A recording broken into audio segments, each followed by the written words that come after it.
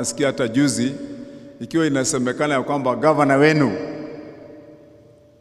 and I know most of you are workers in these areas, kutoka hapa kwa Kimani Wanduta, Mheshimiwa coaches wenye wako hapa Gitodhwa. I know most of you have heard. Juzi tulikuwa na hii issue ya hao watu wanajiita Tatu City. Mlisikia kwa runinga. What am I saying? Kama governor, I have taken a very firm position, and I want to announce this in this church this morning.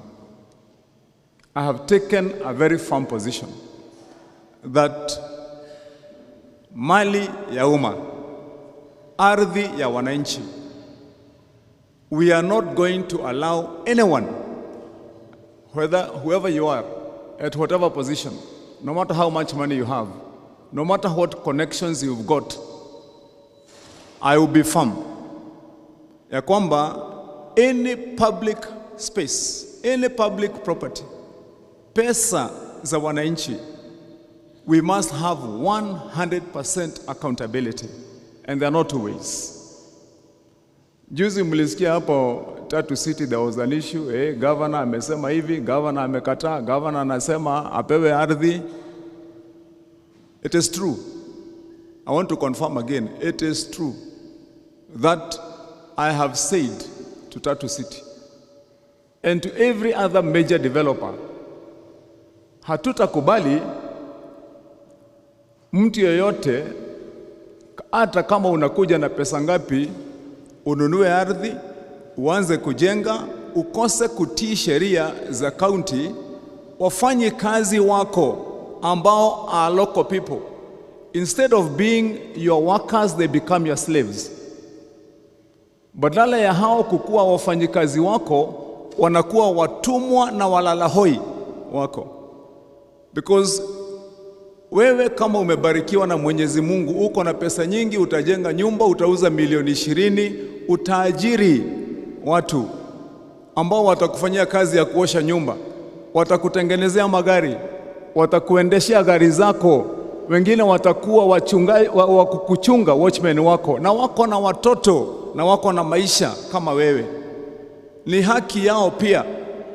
Wakati wewe umeuza manyumba makubwa na ardhi kubwa ya milioni nyingi, hata hao wawe wako na mahali wanaweza kupeleka mtoto wao, kwa hospitali yenye wanaweza kulipa, kwa shule yenye wanaweza kulipa, wakuwe na mahali watoto wao wanaweza kukimbia na kucheza wakati wako wanacheza.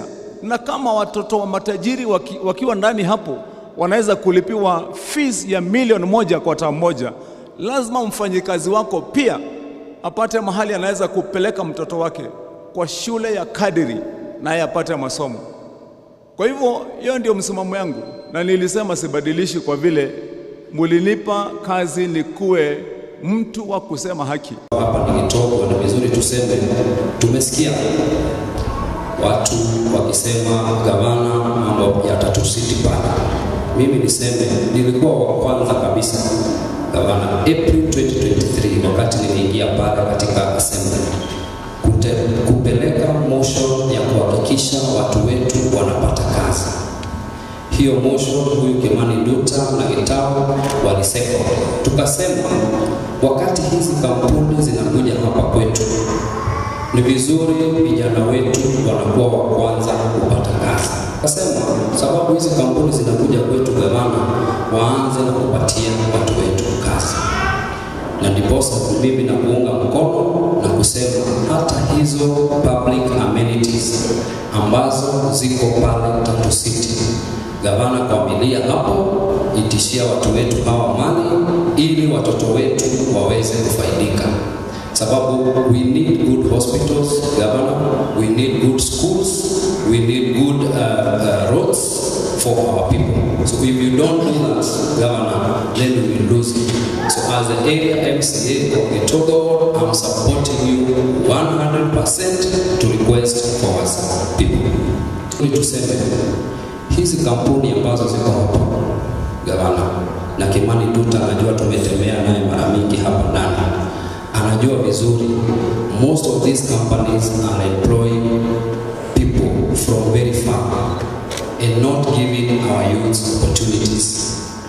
Tuko na kampuni zaidi ya 50 hapa Tatu City. If they give us those opportunities, I'm telling you, the governor, no youth in Gitoo biashara will live without a job. Hiyo ni mzuri.